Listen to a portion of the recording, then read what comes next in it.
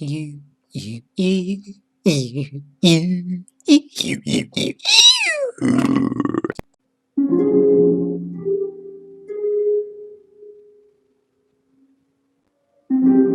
you. Because of the location of Nuber's travels in the Empire of Ligus, he was prone to coming close to common Ligusians' homes. Oftentimes, he would be walking right by the residences of other individuals. But this was not an issue, as most all of the people residing in the Empire of Ligus left years before Nuber would ever set foot in Ligus. So, because of the normality of passing abandoned homes, Nuber lost track of the amount of buildings that he passed. One thing that he did establish from the beginning, though, was that all of the exterior doors seemed to be secured, at least in some manner. There would either be wood boards surrounding the entrance point, screwed into the home securely, or an internal locking mechanism that could not be seen from the outside. Nuber knew the latter was true, because he actually tried to enter some residence in his early days, but quickly ceased his trying after never finding success. Eating fungus was also a field in which Nuber was unlucky in the past, luckily leading him to avoid that specimen. As you can see here, Nuber enjoys asserting dominance on all other entities, fabricated. He has never had that power before his time in Ligus. Right now, Nuber really had nothing better to do than to instigate the anger of the Ligusian creatures, as he already was in ownership of the green chain greatsword. The weapon needed to fall, Omig Oolagar. Back to residences, though, Nuber was surprised to observe a seemingly unlocked exterior half door. It appeared like it led to a crawl-space type area, but Nuber was skeptical about entering. The only reason that he knew it was unlocked was that the outdoor lock was broken, and there was traditionally no lock on the inside of that type of door. So, when Nuber found that it was locked, he was stunned. From this moment, he knew that he had to get inside. It wasn't normal to lock that kind of door, so somebody was hiding something. They were counting on the assumption that all people locked up their doors when they abandoned their residences in the early days of the Ligusian crumbling. This revelation inspired Nuber to break open the door. He decided that the best tool to bludgeon the door would be the small hammer he found just a small time prior. Its main use for Nuber was the reforging of the aforementioned green chain greatsword, along with the oversized, massive maul. Nuber knew that the maul was just too much to lift, as after all, he had used it as an anvil for the forging, not a hammer. He left the hammer right where he'd used it last, making his trip easier. Luckily for Nuber, the residence with the suspicious door was close to the site of forging, so the trip was not the problem in this situation. Once he got to the door with his weapon, he hesitated, then immediately commenced smashing. The door was reinforced, and it seemed that the variable holding it on was the locking mechanism. Clearly there was something behind the door that was worth protecting, at least in somebody's eyes. Even after all of Nuber's powerful blows by the compact hammer, the door was still holding, or the lock, that is. It seemed designed with the intent of continuity. Nuber had seen some strange things in Ligus, like legendary weapons, ghoulish floaters, and balls that come to life. Those things seemed innocently abnormal, though, harmless and shallow in meaning and nature. This gate, however, made Nuber especially uneasy. He had been far more scared before, far more threatened, but never this emotionally wore down. And he hadn't even opened the door. Sure, it was physically possible with the materials used in Ligus in the past, but the craftsmanship and cost of substances of that caliber was most definitely too high for a backyard project. Connections were made, work done, secrets kept. This was real Ligus at its core. But maybe not, as Nuber was able to break through. The door itself remained intact. Nuber slowly opened the door from the outside, and when it was completely ajar, he saw darkness. The light from the outside revealed several stone pillars, and a gray, tarp-like membrane adorning the dirt floor. It just seemed like a standard residential crawl space with nothing valuable. But, since it was Nuber, he was determined to find something to justify his spent effort. He crouched down to access the area.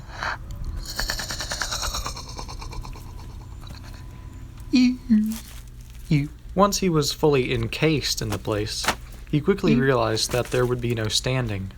This was true to its name, crawlspace. He made sure to crack the door behind him as not to give away his presence and to let a small amount of traceable light in.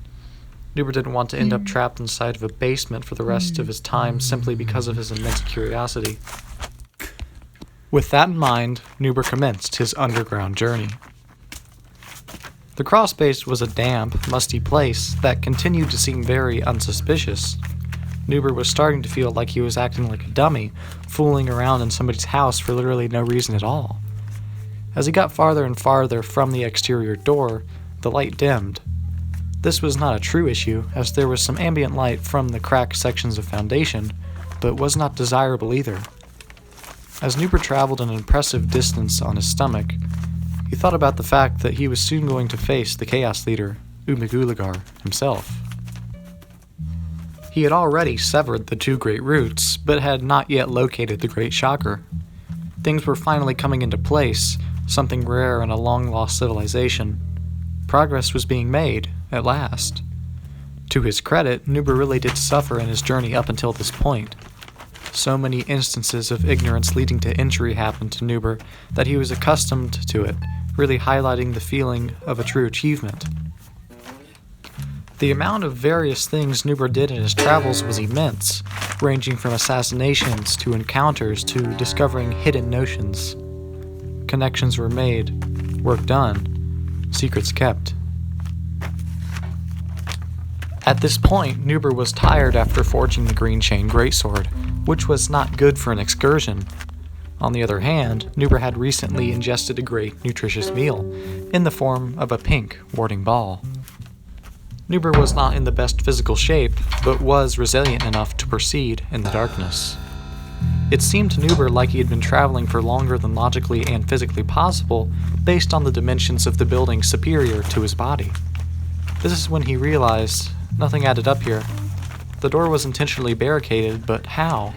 Was there another exit that allowed the barricader to leave? Why did it seem like the structure extended into a void of infinity rather than terminating? And, more relevant now, why was there a lit door up ahead? After these realizations, Nuber was hesitant about approaching the new door. At this point, he couldn't even tell if he was turned around, meaning that could have been the original door he entered into. On the other hand, Nuber was sure that he was traveling in a fairly straight line, and that being a new door would explain the interior lock theory, as it was the other exit point. Additionally, there was an orange-yellow light coming from the door, which would not match the sunlight from the outside of the original door. But maybe much time had passed since noon when Nuber entered, causing a sunset-like color palette in the sky. Again, though, Nuber was sure that he was only in the crawlspace for less than 1 hour. Everything in Nuber's mind was scrambled, which, unlike many people think, was not normal. Though he may seem slow or illogical to some, when it comes down to it, Nuber is a truly rational, gifted individual when needed, and now it really was needed. Nuber had no idea what to think. He felt like something was lodged in his mind, shifting his perception. It was as if he was being forced to wear foggy, opaque glasses, but could not comprehend what was actually over his eyes impairing his vision, or even comprehend that there was anything over his eyes in the first place. It was as if the glasses were there from the beginning, similar to a blind child from birth living out his entire life, unable to visually observe the exterior world. Obviously, Nuber could still see, and he could still function. The analogy is simply metaphorical, but perfectly depicts the state of Nuber's mind in that moment in time.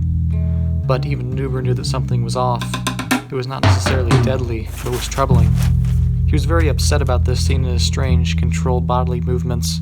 Or perhaps it wasn't under his control. Was anything under his control anymore? Or ever? Even though Nuber had his suspicions about the mysterious door being the source of the mental trauma, he still wanted to access it. So, he did exactly what he wished.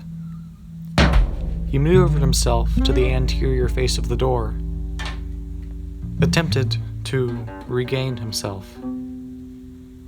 and eventually thrust it open.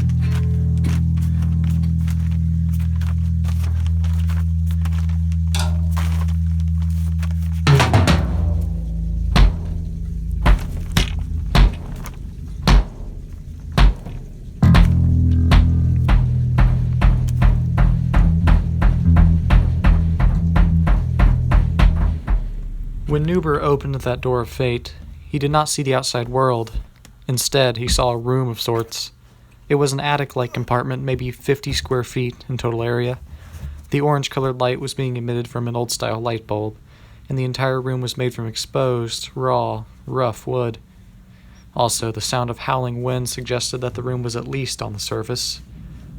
Nuber was simply shocked by the discovery, but at this point, it was almost a relief. His rancid mental sickness halted when he entered, something that Nuber appreciated and did not question. The finding of a human-constructed area in a sea of nothingness of crawlspace gave Nuber some guidance on the purpose of the area. It was clear that something of greater importance than extra firewood or insulation was being veiled within the basement. Either this was it, or there was something more divine lurking ahead. What a now conscious Nuber could not continue to ignore was the impossibility of the room. There was a window opposite the only entrance door, which wasn't too strange at first. Nuber thought that it was a false window, or that it simply led into the crawlspace again. The fact that light was being emitted from it was abnormal, but it simply could have been a vent to the ground level. Vents are common for basement ventilation in structures with no central air to the lowest level, but are usually slitted vertically.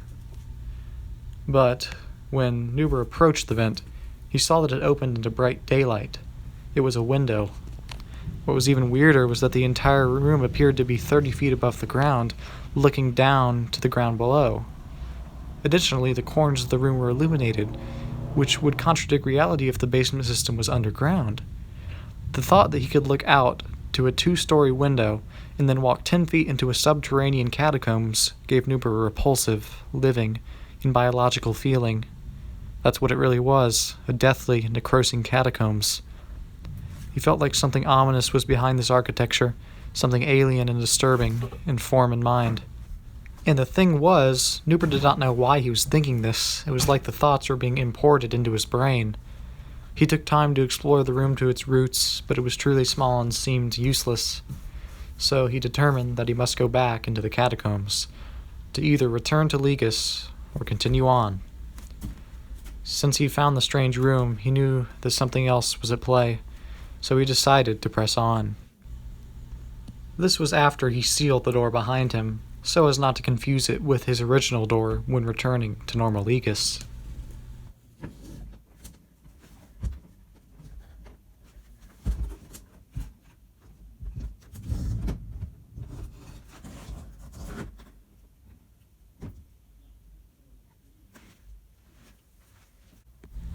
Nuber knew roughly where he came from in the catacombs, so he went the opposite direction. Nuber could also make out the small square of an opening that was the first door. As said before, Nuber made sure to close the second door once he passed through, as not to confuse it with the other one. He proceeded for many minutes through the catacombs, with the only notable features being the omnipresent stone pillars. The journey was just beginning. One thing that came to Nuber later was the fact that the cranial nauseousness, which did worsen as proximity to the high attic increased, was purely absent. Nuber could only appreciate that fact. After traveling for many more minutes, Nuber detected another light in the distance. This time, the light was much fainter and wider, but it was in the traditional half-door outline shape. At this point, Nuber failed to even question the decision of entering the door. Since there was no hesitation, Nuber didn't take long to get to the third door. The difference in light suggested an almost clinical setting, unlike the soft orange of the room and the bright yellow of the afternoon Ligusian sun. Nuber was never fond of clinicality, but he suspected it was just another indoor structure marked by an artificial white light. After all of the previous events, it seemed Nuber could not be staggered. The simple fact that he had already found 3 unique doorways led Nuber to believe that even more were out in the unsettling abyss of the catacombs. It was definitely secretive, that was out of the question, but the purpose and fabrication were completely shrouded. When he opened the door, the results were not too far from the attic room and his initial theory, a sort of fusion. A small Ligusian basement was present, filled with generic storage totes and scrap wood. Nuber took the time to investigate the space, but there was really nothing in the room, as it was home to typical people before the crumbling. A water heater of sort was crouched in the corner, insulation was falling down, similar to the catacombs, and 2 large double doors were beckoning. After the laborious journey through the tunnels, Nuber was ready to taste some fresh oxygen.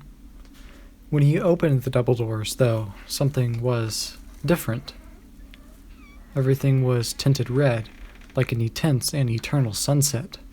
The area Nuber was in was absolutely foreign to him, which was also odd. By this time in his quest, Nuber had explored a good portion of Ligus, and based on the direction of travel in the overworld, Nuber believed that he should have already been there.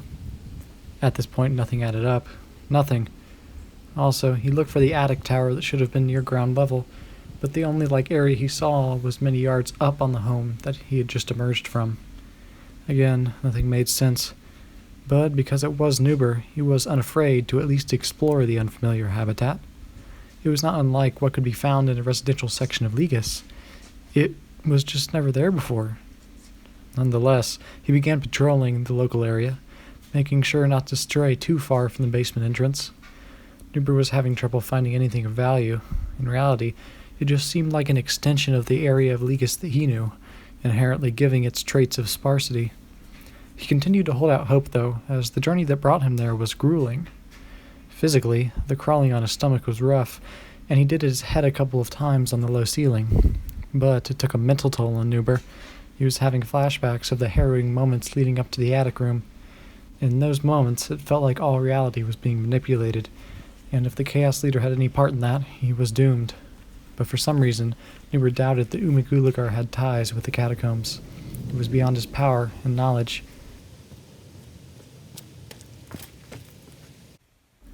As you can guess, because Nuber was busy pondering, he was also not finding anything of use. He made the decision to retreat back into the real world. With that, he opened one of the basement double doors, closed it behind him, opened the half door, and excreted himself into the catacombs.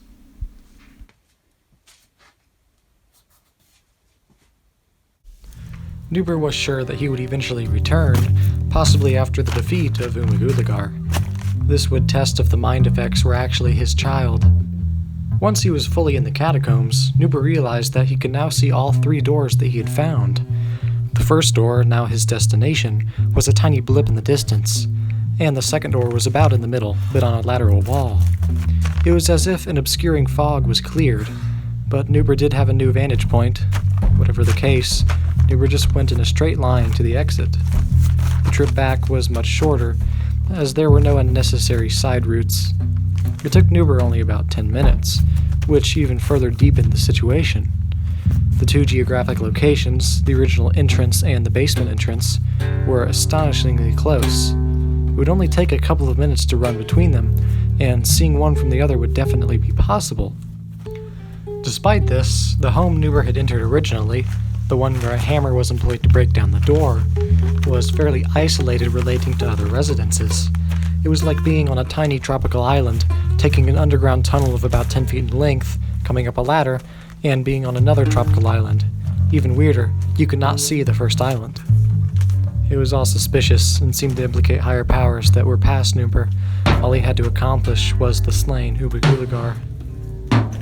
Connections were made, work done, secrets kept.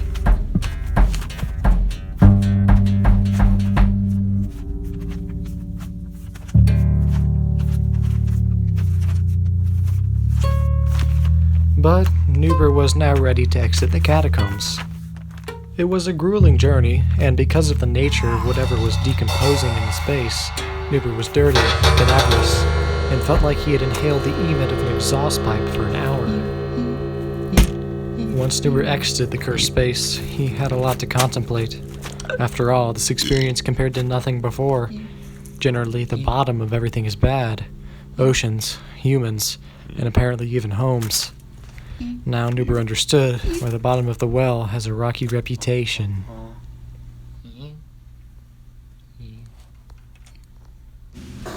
But one thing stood out. It was loud in Ligas. Because of the insulated nature of the catacombs, Nuber could not hear the creatures making their fetid sound. Once he got to the basement of the other Lagusian home and had gone outside, he had already been desensitized to the quietness. This led Nuber to miss the crucial fact that the other section of Ligas was completely silent. There were no creatures, no wind, no ambient sound at all. It was like it was preserved as one moment in time. This revelation only came to Nuber once he had heard real sound. All of these things together made Nuber question what he had just done. None of it made sense. It obviously involved a construct of a huge player in Ligas and its history, and perhaps related to the archives. But, then again, the Lagusian scholars were supposedly cut off from the heart of the empire years ago. Nuber knew that everything was intertwined, but in what manner, he did not. He didn't wish to simply end Omig Oolagar and then immediately return to his world. He was put here for a reason. There was so much more that was hoped Nuber wouldn't have the will to discover. He wasn't even scared of Omig Oolagar at this point, but this stuff had crossed that heinous line.